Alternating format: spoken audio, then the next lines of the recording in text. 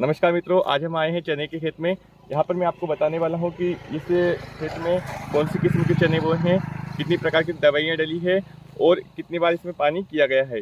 ये चने की खेती देख के आप देख सकते हैं कि इसे हम खेती को मुनाफे की फसल कैसे बना सकते हैं। खेती तो सभी करते हैं, लेकिन एक तरीका क्या होता है जिससे आप खेती में अच्छा मुनाफा भी ले सकते हैं।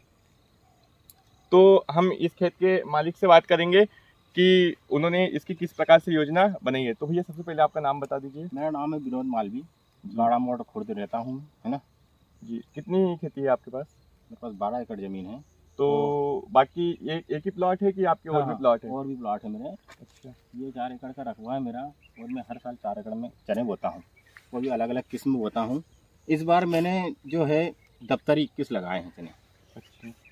मैंने अधिकतर ये देखा है कि सभी लोग यहाँ पे परंपरागत खेती करते हैं कि जैसे कि जो चने पहले बोए थे उस चने को भी अभी बोने की कोशिश करते हैं। तो आपने इस नई वैरायटी में ऐसा क्या देखा? नई वैरायटी में क्या देखा, मतलब अपन हर बार इस पिछले साल की जो अपेक्षा अपन देखें तो ये किस्म थी क्या कहें, इसका अच्छा एवरेज निकला है। हाँ। क्या कहें, और इसमें पानी भी कम लगता है। भाई मौसमी जो प्राकृतिक आपदाएं आती हैं उसमें सहन शक्ति, इसमें क्षमता है इस क्वालिटी में, मतलब इस किस्म में। अब आप मुझे ये बताइए कि आपने इसमें कितनी बार अभी तक पानी दिया है? इसमें हमने 2 पानी दिया है।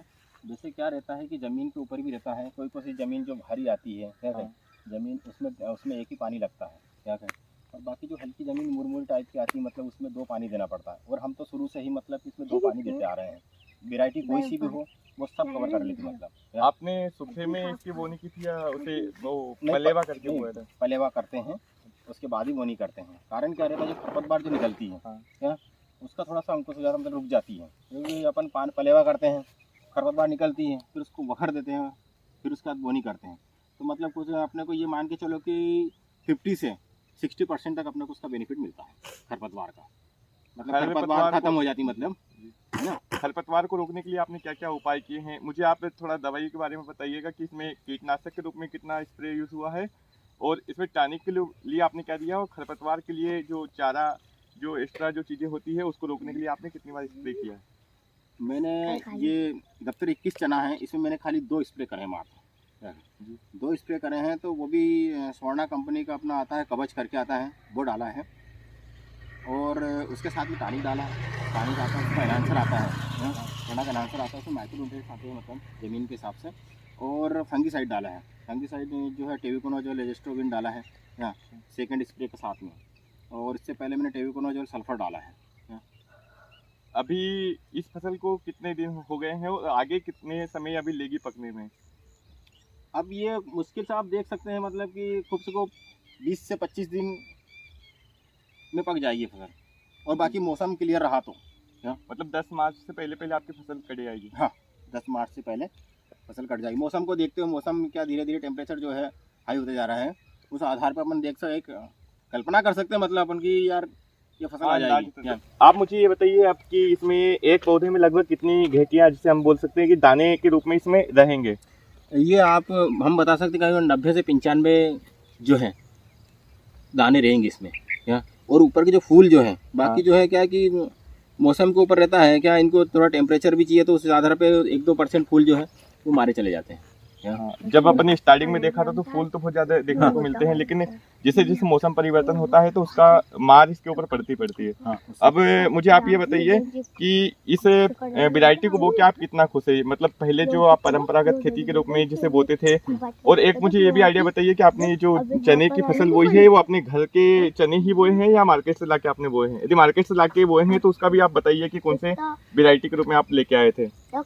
ये क्या है, मैंने हर साल क्या करता हूँ कि एक साल वैरायटी लेके आता हूँ, विभाग से लेके आता हूँ, है कि नहीं, सर्टिफाइड बीज लाता हूँ। उसके बाद फिर उसको 2 साल बोता हूँ और फिर बदल देता हूँ। इस बार पिछली बार भी मैंने क्या करा, दफ्तरी अपना वो बोया था अपना जाकी बानवे बोया था। मौसम के आधार पर जो ओले गिरे थे उससे नुकसान हो गया था। फिर इस बार विचार हुआ कि पिछले साल की अपेक्षा दफ्तरी ने अच्छा रिस्पॉन्स दिया, मतलब अच्छा रिजल्ट मिला। तो फिर मैंने कहा कि यार, मैं सोचा चलो ठीक है कृषि वहाँ से ले लें, विभाग से ले लें। तो मैंने क्या करा कि विभाग से दिया था चना और बोया इस साल। अब इसको अगले साल भी बोऊंगा क्योंकि मौसम जो है उसने दोनों मौसम में काम करा, मतलब ओले वृष्टि जो प्राकृतिक आपदा को भी सहन शक्ति क्षमता है उसमें, और धुआं जो भी मतलब बारिश वारिश होती है उसको भी सहन करने की क्षमता है। और बाकी फिर क्या रहेगा कि जैसे इसका जो रिजल्ट है भाई, जो पैदावार है, पैदावार के ऊपर भी अपन उसको देखेंगे कि भाई क्या एवरेज निकलता है इसका, मतलब क्या। कृषि विभाग की जैसे आपने बात की, तो कृषि विभाग आपको यहाँ पे सपोर्ट करता है? हाँ करता है, कृषि विभाग सपोर्ट करता है। तो कभी ऐसे निरीक्षण के लिए यहाँ पे आता है आपके ग्राम में? हाँ, अपन मतलब कोई समस्या होती है तो विभाग में आप लेके जाओ कि भैया ये समस्या आ रही है हमारे चने के उसमें क्या है, तो उसका मतलब वो आपको उपचार बताएंगे कि भाई इसमें ये चीज़ डालो क्या है, या फिर मिट्टी का प्रशिक्षण कराओ या लेब में इसका।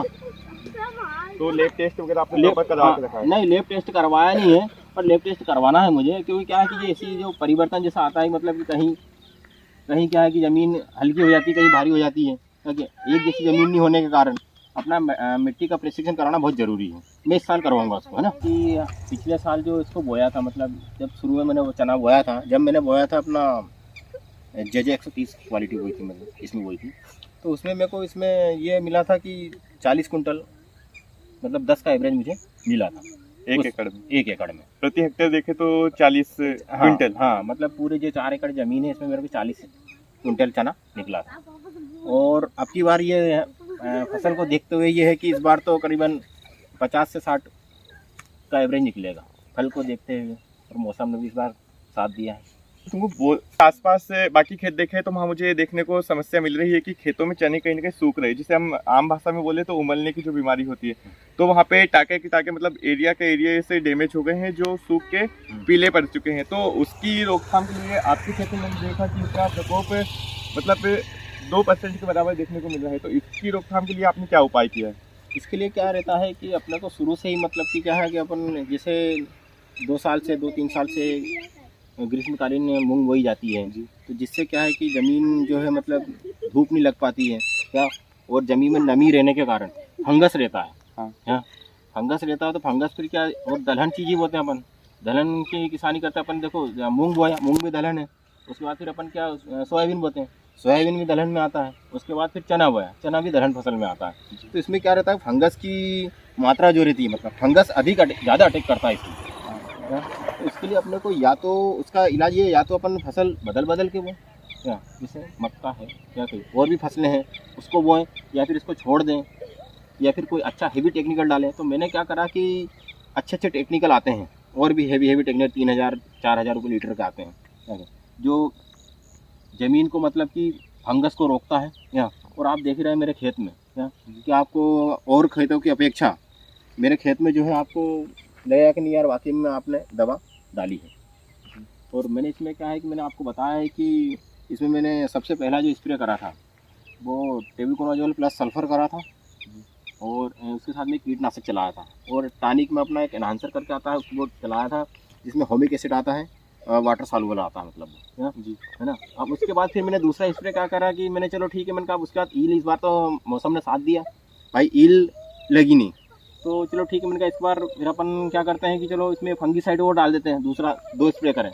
औरों ने तो 3-3, 4-4 स्प्रे कर दिए, पर क्या है कि थोड़ा फंगस की जानकारी नहीं मिलने के कारण, या फिर विभाग से संपर्क नहीं करने के कारण, क्या उनको ये आपदाओं का। हाँ बोलो। अब आगे जैसे ये फसल पक के तैयार हो जाएगी तो आपकी बेचने की क्या प्लानिंग है? जैसे पहले अधिकतर मंडियों में बेचा जाता था, लेकिन अभी शिवराज सिंह चौहान की तरफ से जो मामा जी है उनकी तरफ से बहुत कुछ अच्छी व्यवस्था कर दी है। तो मुझे आप थोड़ा सा इसका भाव के बारे में बताइए कि हम जैसे कि मध्य प्रदेश से अभी बिलोंग कर रहे हैं, तो बाकी किसानों को पता चले कि जो चने का भाव है वो शासकीय रूप में कितना है, और यदि हम प्राइवेट रूप से देते हैं उसकी बात हम बाद में करेंगे। लेकिन यदि अधिकतर मैंने ये देखा है कि शासकीय विभागों में इसे बेचा जाता है, जो शासकीय मंडी होती है या शासकीय समिति होती है उसके द्वारा इसे खरीदा जाता है। तो आप मुझे बताइए कि इसका भाव आपको किस प्रकार से पड़ने वाला है, और आगे पंजीयन की क्या प्रक्रिया है? गवर्नमेंट खरीदती है तो 5225 से लेकर करीबन 5300 तक मतलब इसका भाव जाता है, मतलब अच्छे मुनाफे के रूप में, हाँ मुनाफे के रूप में देखने को आया है। मतलब ये हम 2-3 साल से देख रहे हैं कि इसका समर्थन मूल्य बिकता है और अच्छा फ़ायदा मिलता है किसान को। और बाकी क्या है कि अब देखो, अब ऐसा है कि फसल जो है कोई हार्वेस्टर से भी कटवाता है, कोई हाथ से भी कटवाता है, लात तो लगती है पर हार्वेस्टर से नुकसान ही होती है। हमने देखा पिछले साल क्या है, मौसम के कारण लोगों ने जल्दी कटवाने के चक्कर में हार्वेस्टर से कटिंग करवाई, लेकिन कोई सी वैरायटी आती है जो हार्वेस्टर से भी कट जाती है, है ना। तो आप हाथ से कटवाने से ज़्यादा प्रेफर करेंगे? हाँ, हाथ से उसमें क्या सफाई भी रहती है और जो नुकसानी होती है, जो हार्वेस्टर में वेस्टेज गिरता है, वो उससे हम निदान पा सकते हैं। उससे काफ़ी बेनिफिट मिलता है। आप लोग को ये फ़ायदा मिलता है कि देखो हार्वेस्टर से कटाएंगे तो ज़मीन अपनी जो है हार्ड हो जाएगी। यहाँ मशीन चलती है, मशीन का अटैक भी रहता है ज़मीन के ऊपर, और अपन हाथ से कटवाएंगे ज़मीन जल्दी बन जाती है अपनी। एक मतलब कि ये मान के चलो कि अपना एक बार की जो वखरनी है उसका बेनिफिट अपने को मिल जाता है। ये फ़ायदा मिलता है अपने को हाथ से कटवाने से। और हाथ से कटवाने से भी थोड़ी क्वालिटी भी आती है, क्योंकि फसल कटती है फिर 1-2 दिन अपन उसको रखते हैं। और हार्वेस्टर क्या करता है, तुरंत कटिंग करके तुरंत दाना निकालता है। तो उसमें क्या है, दाने कटिंग भी आती है, कुछ हरा दाना भी आता है, कुछ घटी भी आती है, मतलब फल को नुकसान है मतलब उससे। तो इसके लिए हम क्या हाथ से कटिंग करवाने में ही हम अपने को फ़ायदा समझते हैं जी। तो बहुत बहुत धन्यवाद विनोद भैया, आपसे मिलकर मुझे अच्छा लगा। नमस्कार। और आगे उम्मीद करते हैं कि आपकी फसल बहुत अच्छी हो। भाइयों, ये थे हमारे विनोद भैया मालवी, जो ग्राम गाड़ामोड़ से बिलोंग करते हैं और हरदा जिले मध्य प्रदेश से निवास करते हैं। तो हमने ये जाना कि चने की खेती किस प्रकार से आप मुनाफे की फसल इसे बना सकते हैं।